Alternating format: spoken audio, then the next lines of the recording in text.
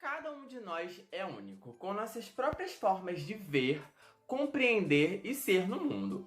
Elas podem nos identificar com alguns e nos diferenciar de outros, como a cidade em que moramos, a nossa idade, classe social, religião, etnia e até mesmo quem amamos.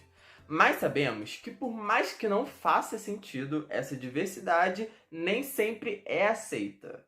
Muitas vezes a resposta à diferença é a intolerância. Violências físicas e psicológicas são, infelizmente, mais comuns do que podemos imaginar. Entre 2008 e 2011, 325 pessoas trans foram assassinadas no Brasil. A maioria das vítimas são as mulheres transexuais e as travestis. E em 2017 foi notificado que 82% dessa população trans abandona o ensino médio entre os 14 e os 18 anos de idade. Para alguns, é inaceitável escapar do papel que nos dão antes mesmo de nascermos, o papel de gênero. Crescemos ouvindo frases como: "Mas isso é coisa de garoto", "Fala que nem homem", "Tá chorando igual mulherzinha", também a roupa que ela estava usando. Seja a roupa, o brinquedo, o comportamento ou o tom da voz, existe uma regra subentendida que precisamos seguir. Bora pensar um pouco sobre como esse cenário está presente no ambiente escolar? Mas antes de tudo, você sabe me dizer o que é gênero? Você até pode estar pensando: "Ah, eu sei." Até porque quem nunca preencheu algum formulário com aquelas duas opções, gênero masculino ou feminino? Só que gênero vai além de sexo biológico. Para defini-lo, não importa cromossomos, hormônios ou genitais, mas como você se enxerga e se expressa socialmente. Provavelmente você já escutou que as diferenças entre homens e mulheres são parte da natureza totalmente biológicas, mas não é bem assim. Na verdade, a nossa sociedade é quem atribuiu a ideia de que os órgãos genitais definem se uma pessoa é de um gênero ou de outro. A construção da nossa identidade não é um fato biológico, é puramente sociocultural. E o que significa ser homem ou mulher aqui no Brasil em pleno 2021, afinal de contas? Já pensou que o que definimos como homem, o masculino no Brasil, é totalmente diferente do que é considerado algo masculino na China ou até mesmo na Argentina? E a tal de ideologia de gênero, existe? Bem, só se for o que vivemos hoje. Afinal, que história é essa de que mulher é dócil ou fraca, homem não chora, é atlético e competitivo ou não usa rosa? Por que reproduzimos essas ideias sem nem perceber? Antigamente, rosa era considerada uma cor masculina. Pois é, o gênero então é um processo de socialização, assim como a sua expressão. Porque criança não racionaliza, né? Ela vive, ela vivencia apenas.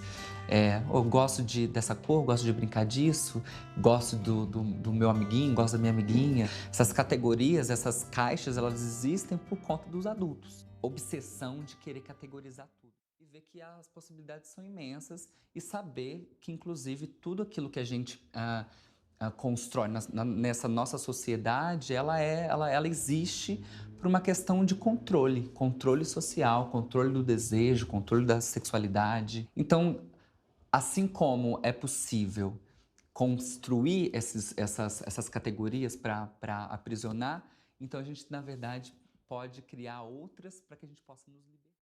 Pessoas cisgênero ou cis são aquelas que se identificam com o gênero que lhes foi atribuído, ou melhor, imposto ao nascimento, ligada exclusivamente à genitália. Mas nem sempre nos identificamos com o gênero que nos é atribuído ao nascermos. Denominamos então as pessoas não cisgêneras como transgênero ou trans. Existem também múltiplas identidades de gênero: homens e mulheres cis, homens e mulheres trans, trans não binários, as travestis, queer e múltiplas outras identidades que vale a pena você dar uma olhada. Aí vem aquela pergunta: e a biologia então? Estava errada? Não. É que além das ciências naturais não explicarem tudo, ninguém está isento da cultura. O fazer científico nunca é neutro. Então esses estereótipos de gênero escapam pelos termos, pelas formas que explicamos muitas situações ao nosso redor. Sabe aquela ideia que falamos agora há pouco, de que as mulheres eram dóceis e os homens os superativos e competitivos? Então, ela fez com que os cientistas pensassem por muito tempo que o espermatozoide é quem realmente atua na reprodução, enquanto o óvulo fica lá, aguardando, bela, recatada e do lar, o gameta. Só que nos últimos anos vimos que não é bem essa história. Os óvulos são até os determinantes da fecundação. Pensamos assim sobre as coisas por tanto tempo também, porque os naturalistas, lá no século XVIII e XIX, trabalharam demais, fizeram hora extra para apontar diferenças na anatomia entre homens e mulheres. Tem vários motivos históricos e sociais para isso ter acontecido. E um evento muito importante na época também foi a Declaração dos Direitos do Homem e do Cidadão. A ideia dela era falar da igualdade de todos diante da lei. Bem, todos menos as mulheres. Peraí, como assim? Bem, o que mais senão as diferenças biológicas para justificar todas as desigualdades que se mantinham na sociedade? Isso aí também é conhecido por determinismo biológico, que é a crença de que comportamentos e desigualdades sociais podem ser justificadas por características genéticas ou fisiológicas de alguns grupos. O médico Malaquias Antônio Gonçalves fez a comparação entre o tamanho do cérebro das mulheres e dos homens, esperando impedir que elas tivessem acesso ao ensino superior. Era ignorado o fato de que a sociedade não oferecia às mulheres acesso igualitário à educação. Inclusive aspirinas, remédios contra a hipertensão e o Valium também não foram testados em pessoas do sexo biológico feminino, porque os pesquisadores acreditavam antes que ele era uma versão menos desenvolvida do que o dos homens. A desigualdade entre gêneros é nítida e fere a todos. E como já diria Beyoncé, ou melhor, a Chimamanda Ngozi, feminist, a person who believes in the social, political and economic equality of the sexes. E é aí que entra o feminismo. A luta feminista é por equidade. Logo, deveríamos ser todos feministas. E o feminismo não é só um, não. Muito pelo contrário. Existem diversas vertentes e representatividade de feminismos. Tem o feminismo negro, ecofeminismo, feminismo liberal, feminismo radical, feminismo marxista e socialista, feminismo interseccional, com um transfeminismo incluído dentro dele. Enfim, são muitos. E por que é importante e necessário discutir feminismo nas escolas? Porque a escola, assim como a família, reproduz as desigualdades de gênero. Desde pequenas, as crianças são estimuladas a seguirem caminhos diferentes de acordo com seu gênero. As meninas são estimuladas às áreas ligadas à leitura e à expressão. Já os meninos, às áreas ligadas às exatas e aos esportes. Caramba, quanta coisa! E por que não temos esses assuntos nas escolas?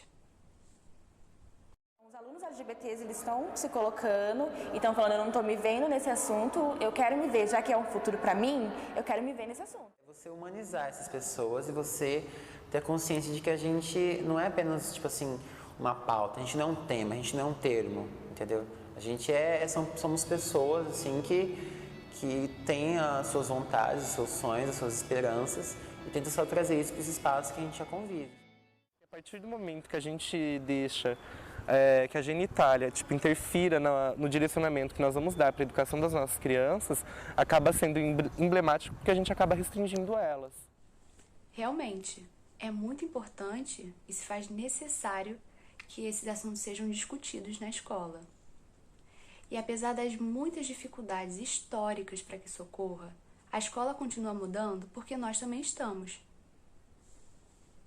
A utilização e o respeito ao nome social na chamada. O banheiro escolar unissex, sem reforçar a lógica binária. Deixar de usar aquela antiga divisão de filas de meninos e meninas, ou até mesmo aquele futebol ou outros esportes da educação física só para meninos.